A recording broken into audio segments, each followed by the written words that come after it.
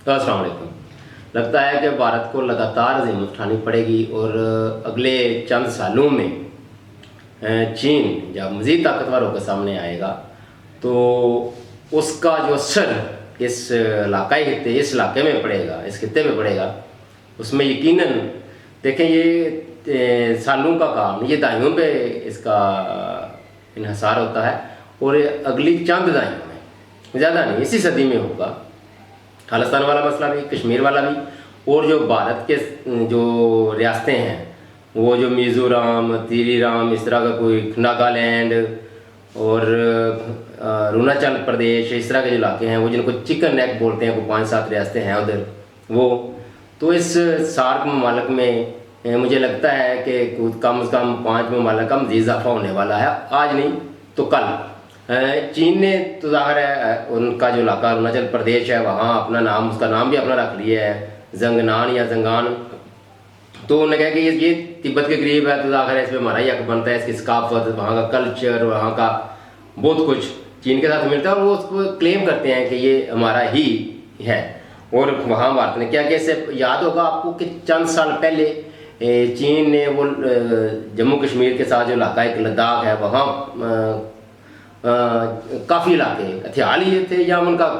Claim था कि वो हमारे हैं, तो उन्होंने वो वापस ले लिए। वहाँ इंडिया कुछ भी नहीं कर सका सिवाय रोने धोने के, और ना ही वो फिर ऐसा खबरें मीडिया पे आती हैं, और ना ही वो जाकर है भारतीय मीडिया क्यों दिखाएगा मगर जहाँ अपनी उनकी शिकस्त हो रही है, जहाँ उनके इलाके जो हैं वो दूसरे ममालिक हथियार हैं, तो वो क्यों ऐसी खबरें देगा। तो जाकर है वाम को एक अलग तर्ज पे खास कर लगाया हुआ है उन्होंने। मोदी की प्रोजेक्शन पर सारा मीडिया का जोर इस पर है कि मोदी वो उनकी जो आलमी सियासत में हिस्सा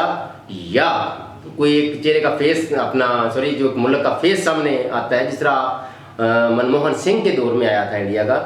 तो वो आखिर उस वक्त वो आपको याद होगा उस वक्त उन्होंने मनमोहन सिंह को इतना तवज्जो नहीं दी। वो उस वक्त वो शाइनिंग इंडिया यानी नेशनल कौम और एज ए मुल्क वो करते थे, तो वो देखें कहाँ पहुँच गया, आज उसी के सम्राट मोदी समेट रहा है। मेरा ख्याल है हो गए हैं इसको भी अब तीसरा टर्नओवर, तो इससे ज़्यादा ये नहीं समेट पाएगा। अब इसका वो सवाल शुरू है, ज़ाहिर है हो सकता है इसका ये इलेक्शन भी आखिरी हो, अगला इलेक्शन भी ना जीत सके, और इसी दरम्यान में अगर कोई जो अपना तरीके में इतमाद आती है वो भी हो सकता है, लेकिन बहरहाल ये इलेक्शन इसका आखिरी है। और इंडिया पाकिस्तान इस खित्ते में ये बहुत कुछ अगले चंद दहाइयों में तब्दील होने वाला है, और जो ज़्यादातर पाकिस्तान के हक में जाएगा। पाकिस्तान के अंदरूनी राहत वो अलग बात है, तो ज़ाहिर है जंगी सूरत हाल बनती है तो पाकिस्तान का जैसे तीसरी दुनिया के जो ममालिक होते हैं इंक्लूडेड इंडिया भी, और जैसे जो ममालिक होते हैं वहाँ जो हुकूमतें होती हैं वो आपको पता है कैसे आती हैं और हर जगह पीछे किनका हाथ होता है, तो वो वक्ती फ़ायदा तो उठा सकती हैं, लेकिन वो जो वामी जज्बात होते हैं उसकी बाल तर्जुमानी नहीं करती। तो वक्ती फ़ायदे जो होते हैं वो लॉन्ग टर्म तो ज़ाहिर है आपको पता नहीं चल सकते। तो बहरहाल इस तरफ आना पड़ेगा, ये एक अलग मौजू है, इस पर इंशाल्लाह नेक्स्ट वीलॉग ज़रूर बनाएंगे। और दूसरी खबर, और सदर ट्रंप ने एप्पल कंपनी जो है उसके सीईओ को, यानी उसका जो सरबराह है टिम कुक, गलबन नाम है, नाम आपको पता है उनके, जो इंग्लिश में लिखा हो तो वो ज़्यादा प्रोनाउंस सही हो जाता है, लेकिन अगर उर्दू में लिखा हो तो फिर इसी तरह उसको कहा है कि भारत में ये जो आप इन्वेस्ट करने जा रहे हो इसको रोक दो, और जो इधर ही उसकी भारत में जाकर एप्पल की जो प्रोडक्शन करनी है वो अपने मुल्क में ही करो। सदर ट्रंप का आपको पता है, उस सदर ट्रंप ने गालबन पिछली जब पहला इलेक्शन था उस वक्त भी, लेकिन गालबन इस इलेक्शन में वो नारा ज़रूर लगाया था कि let's make America great again. तो जाहिर है, और ये हर मुल्क के सरबराह की ऐसी ही सोच होनी चाहिए। अपने मुल्क के लिए बेहतरीन कर रहे हैं, अरबों से देख लें, हमारी नज़र से तो वो 600 अरब लूट के ले गए हैं, लेकिन उन्हें मायदे किए हैं, और मायदे की नहीं बल्कि थोपे हैं, मजबूर है अगले मुल्क ना इनकार करके दिखाएं। और मेरा ख्याल है अगर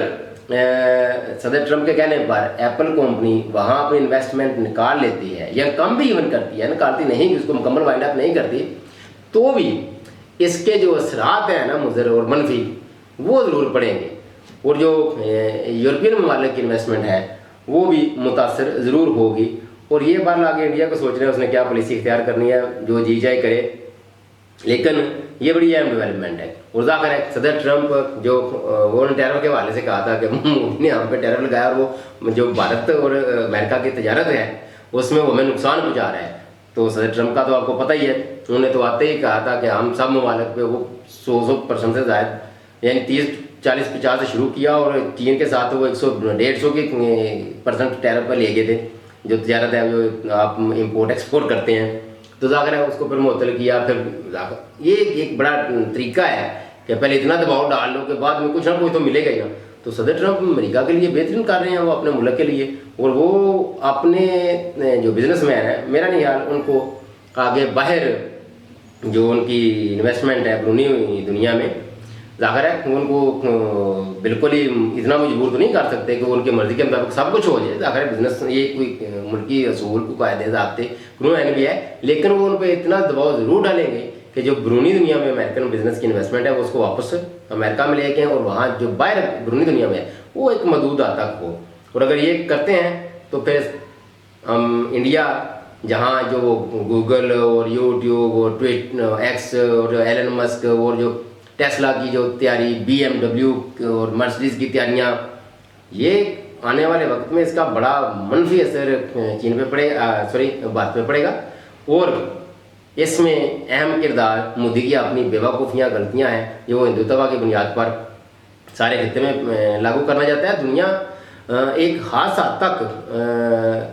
अपने मफाद को बाहर उन्होंने प्रोटेक्ट करने होते हैं ना, लेकिन इस तरह की जो शिद्दत पसंदी है ना, ये खासकर शिद्दत पसंदी, ये मगरबी दुनिया, USA UK ये बर्दाश्त नहीं करते। ये एक हद तक बर्दाश्त कर लेते हैं, लेकिन जब समझते हैं ना कि ये तो बड़ा काम खराब कर रहे हैं, क्योंकि पाकिस्तान के साथ ये हो चुका है 1965 तक, पाकिस्तान आपको 60 की दहाई तक, जिसको जी चाहे पूछ ले, उनके खान साहब इस पर बड़ा मसाले देते थे कि 60 की दहाई पे पाकिस्तान कहाँ तरक्की कर रहा था, वो 65 की जंग ने हमारा सत्यानाश कर दिया। तो